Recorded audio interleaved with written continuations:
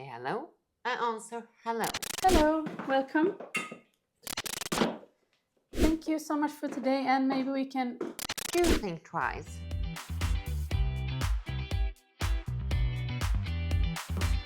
I work in an office where we send emails all day long, as you must do. But I mean, sometimes I just feel like the answers are being short and cold, and I feel like I'm misunderstood, and I do not know what to do about it. So I'm thinking, is it me?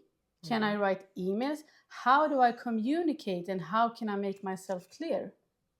Good question. I think I need a helping hand here. And there is research, there is a helping hand. We know what works and what doesn't. Good. So Let's start. Yeah.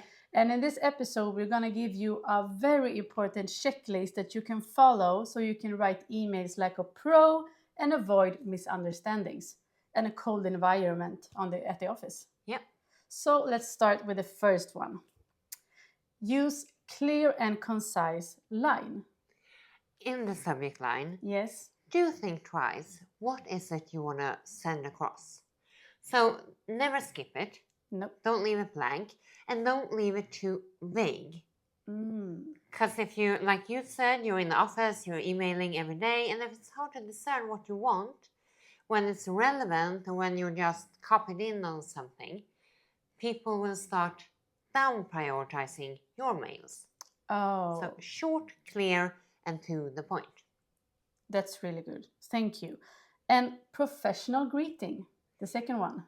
How do you start an email? Yes. Let's try 2 examples. Yes. Yeah. The first one, let's say this is a business setting. Yes. You and I are going to have a discussion. Yes. So which do we prefer? Hello, welcome. Well, I saw it was a mistake here, and I feel like you need to clear it up, really. Or?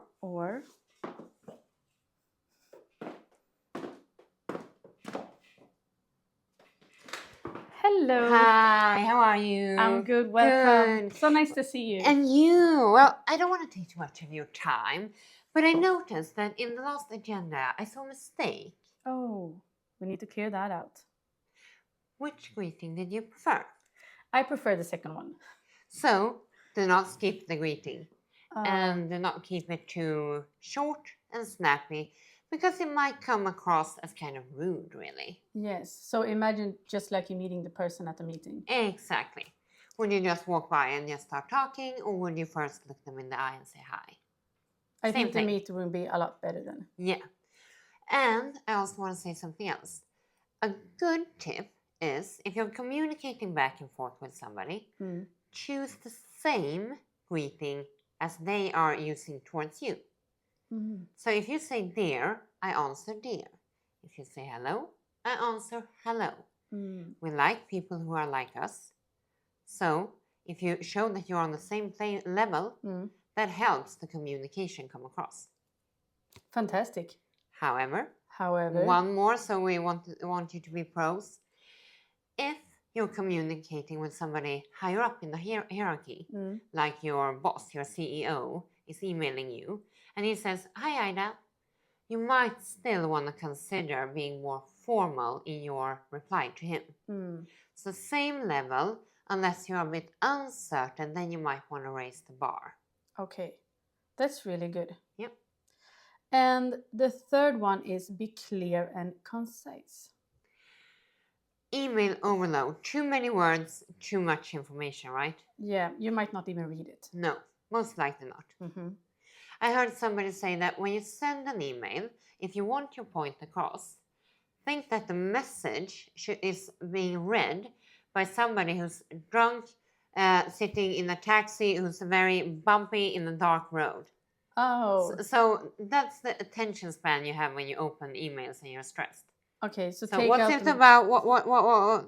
Just keep it kind of clear. Clear. Now you know that. But also number 4 is don't be too concise. Yep. And what do you mean by that? Emails might have a lifespan longer than you think.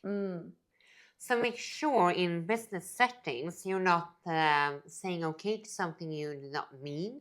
You forgot to put terms and conditions on your yes, because that might put you in a weaker position later on when it comes to finalizing a negotiation or even a dispute. What did you mean? Because, I mean, imagine if you and I have an agreement and you're supposed to deliver fruit to me at 6 o'clock every morning. Then you email me and say, oh, I'm so sorry, my mom is sick. Is it okay if I deliver fruit at 10? If I say, yeah, sure, I don't care what time, you might take that, so, oh, I can be late from now and then. It's not that important. You said it was fine. So anytime I'm in trouble, I'll postpone my delivery to you. But what I meant was, okay, this once, I hear you, I understand you have a problem, I'll make 10 o'clock work. But after that, I expect you to be on time, 7 as always. So don't omit information that could be really important for you in the long run in your business relationship. Good to avoid misunderstandings. Yeah. Well, that takes us to number 5. Use proper grammar and spelling. Often in professional settings, it's important to come across as diligent, careful, professional. Proper spelling and grammar helps. However, it's also been shown that when it comes to more emotional emails, like when you're upset or you're happy because something good happened and you want to celebrate or something like that, then actually some typos and misspellings will often make the message come across as more genuine. Because you really just go, oh, I'm so happy you sent it. So it feels more honest. So typos aren't always bad, actually. That's good. Yeah. And I mean, number 6, maintain a professional tone. How do I do that? Yeah. Avoid too much lingo or slang, I would say. Avoid cuss words and anything that's too simplistic. Yeah. In particular, depending on what role you have. But I mean, if you're talking to somebody, you're a salesperson, you're an expert, you might be a doctor, a lawyer. Make sure to keep the language professional, because people will want to feel that they can rely on you, that you're solid. So even if they're not that professional in their communication towards you, you still want to raise the bar. Yeah. That's really good. However, do not go overboard. Do not use so formal language that you break the communication, because people feel that they have to sit up too straight around you. Then you might have a less functioning business relationship instead. So you have to balance those out. So know what tool to use in what relationship. Yeah, don't be too robotic. No. And then we have number 7 is use bullet points or numbered lists. Yeah. Very easy way for somebody to kind of discern what you want and make sure that you do not miss. Because a wall of letters seldom comes across. Most people will miss some of your points, might not reply to them, so it ends up being frustrating for you. However, if it's a clear bullet point with 5 points, most likely you will get a response on each of them. And it will be easy for you to understand what they mean in relation to each of your bullet points. More effective. More. Number 8, include a clear call to action. If you want something to happen based on your email, make sure it's very, very clear. In particular, if it's more lengthy. You might want to use bolds if you want to suggest a meeting. You might want to say Monday, 10 o'clock, ? Use that in a bold, so it's easy. You help the reader to find what is it they want from me. What should I reply? Monday, yeah, I won't miss that. However, do not use capital letters or bold on the wrong wordings, because then you might sound rude. Like if you, instead of having it on Monday, 10 o'clock, you say, we need to have a meeting. It's urgent. Oh, yeah. Okay, she's mad. Okay, the number 10 then. Be cautious with reply all and CC. Yeah. Do not spam others' email. If it's not relevant. Inbox. Exactly. Okay. So if I have 10 emails from you, and every time I'm on CC, it wasn't really relevant. I click on it. Then when you send me that email, that's for me, you want me to reply swiftly, I might skip it. Oh. Because you annoyed me. I spammed you One too much. more, yeah, one more from Ida. Yes. Hello. Okay, that's really good. And don't think it's private. It's number 10. Yeah. Always in business relationships, expect that your email might be forwarded to somebody or used later on in, again, negotiations or even disputes. So remember, me as a lawyer, I read so many short, snappy, unclear emails that go to court actually in the disputes, and both parties try to use them against each other, claiming that the other said so or meant so, etc. So remember, even if it feels good in the moment, do you want somebody to read this later? Do you want your lawyer to read it and you have to explain yourself? Nah. Nah. Skip that one. And then we have number 11, which is the professional signature. Yeah. So we're talking about the goodbye. Yeah. Let's try again. Let's Alternative 1. We're in Yes. the business setting, we're done. Yes. Thank you so much for today, and maybe we can... Or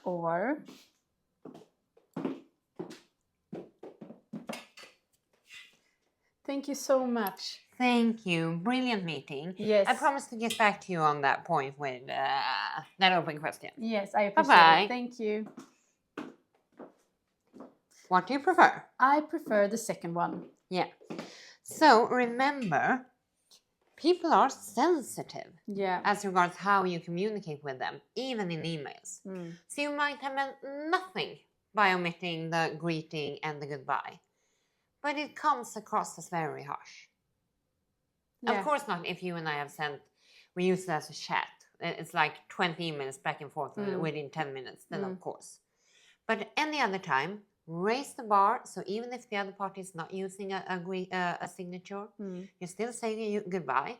And also make sure to always include your contact details.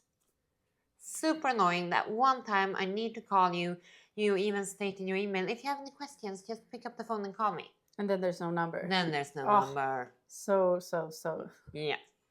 irritating. Yes. Yeah. And we have the last one. Respond promptly. I'm going to say any professional, I'm going to say within 30 minutes. Always get back quickly. That's when I work with venture capital and you look at startups, I mean, the response time is like key if you think that this is a pro, this is a star or not. If you're on it, even if it's a weekend or late Friday night. However, of course, you cannot always respond within 30 minutes. You might be on a plane, you might be in a meeting, etc. Then respond quickly and never wait more than 24 hours. Because if I see an email from you, I mean, as a lawyer, the email might say, could you draft a share purchase agreement for me in relation to X, Y, and Z? I can't do that in 30 minutes, but I can respond. I can say, thank you, I received your email. I'll get back to you with a first draft no later than Wednesday. If it's more urgent than that, please let me know. Best regards, Kat, and my contact details. Great. So you can respond without materially responding if you can't be quick enough on that one. That's good. Yeah.